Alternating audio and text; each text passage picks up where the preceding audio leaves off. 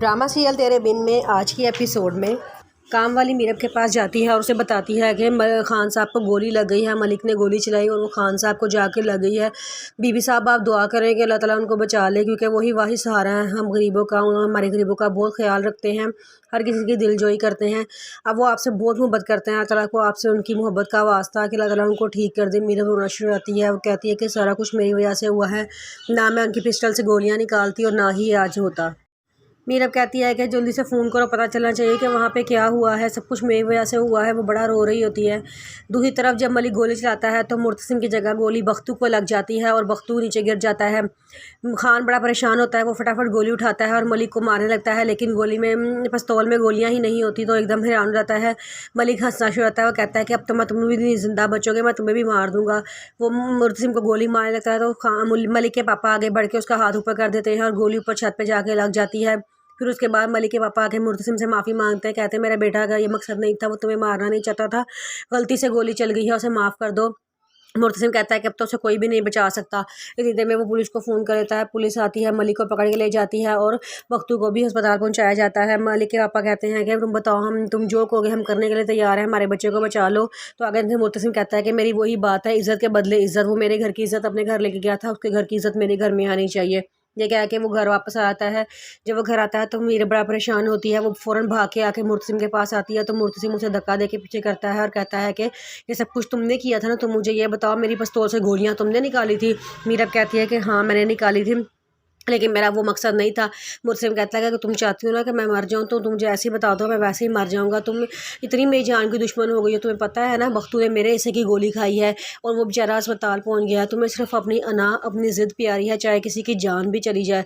अब वो बख्तू ने वो गोली अपने ऊपर खाई है, अगर वो गोली मुझे लग जाती और मैं उसका जवाब भी ना दे सकता और मैं हारी हुई मौत मरता, इस बात से ज़्यादा तकलीफ दे कोई बात मेरे लिए नहीं है। वो ये कह के वहाँ चला जाता है। मीरा वहाँ पर खड़ी रोती रहती है।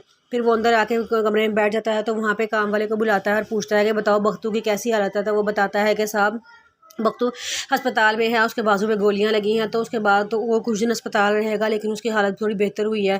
तो वो कहता है अच्छा चलो ठीक है, तुम जाओ उसके पास ही रहो, उसको जिस चीज़ की ज़रूरत है ना उसको वो उसकी सारी ज़रूरतें पूरी करो।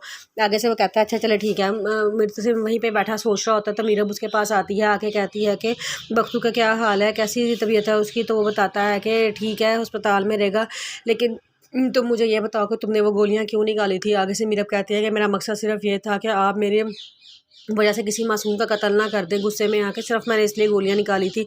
मुर्तसिम कहता है कि तुम्हें पता है ना कि उसने मुझ पे हमला किया था और आगे से अगर वो गोली मुझे लग जाती और मैं आगे से उसको जवाब ना दे सकता ना, तो मैं एक हारी हुई मौत मरता। और इस बात का मुझे शदीद गुस्सा दुख होता कि मैं एक हारी हुई मौत मरूंगा।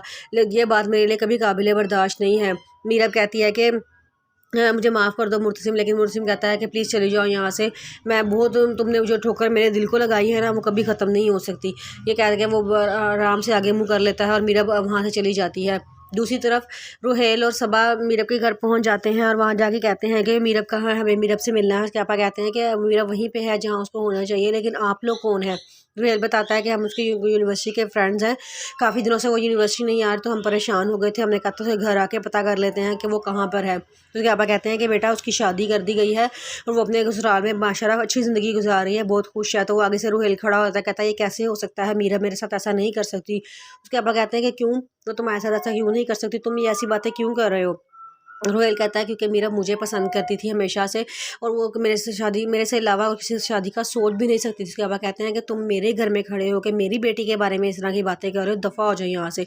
वो उसे पकड़ते हैं और घर से बाहर निकाल देते हैं और आके उसके बाद में उसकी मामा से कहते हैं कि क्या वाकई ही तुम्हारी बेटी, तो तुम्हें इतना नहीं पता कि किससे दोस्ती है, वो क्या उसकी ज़िंदगी में चल रहा है, तुम्हें कोई हालात नहीं पता। तो आगे से उसकी मामा कहती है कि मुझे वाकई ही कोई नहीं पता, ना ही उसने कभी कोई ऐसी बात की है जिससे इस बात का अंदाज़ा हो कि वो किसी को पसंद करती है। वकार कहता है कि ठीक है हम कल ही हैदराबाद जाएंगे, वहाँ जाकर मैं उसके मुंह से सुनना चाहता हूँ कि क्या सच है।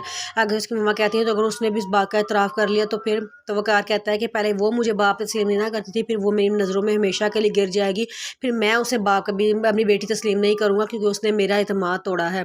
फिर उसके बाद फिर मामा पापा उसके घर जाते हैं, वहाँ जाके उसे कहते हैं कि हमने मीरब से मिलना है। तो वो आगे से वो कहता है कि कहते हैं कि आपने किसके क्या बात करनी है उससे। तो वो कहते हैं कि मुझे उससे बड़ी ज़रूरी बात करनी है। तो उसके पापा कहते हैं कि आप मुझे बताइए आपने क्या बात करनी है, क्योंकि उस घर में मुझसे ज़्यादा उसकी पर्दापोशी कोई भी नहीं कर सकता।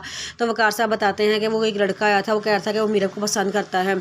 उसकी बात सुन के मंजूर बड़ा परेशान होता है, वो खामोश हो जाता है, कहता है चलो वो आएगी ना तो मैं उससे खुद पूछूंगा। दूसरी तरफ जब मीरा अपने ड्राइंग रूम में आती है तो वहाँ देखती है कि लड़की बैठी हुई रो रही होती है। वो उससे पूछती है कि तुम यहाँ बैठी क्यों रो रही हो, तो तुम कौन हो। वो बताती है कि मैं इज़्ज़त के बदले इज़्ज़त के तौर पे यहाँ पे लाई गई हूँ, चूँकि मैंने आपके घर में उन्होंने आपको ले गए थे, इसलिए अब उनकी बदले में मैं इधर आई हूँ, तो तभी मेरे भाई की जान बख्शी जाएगी।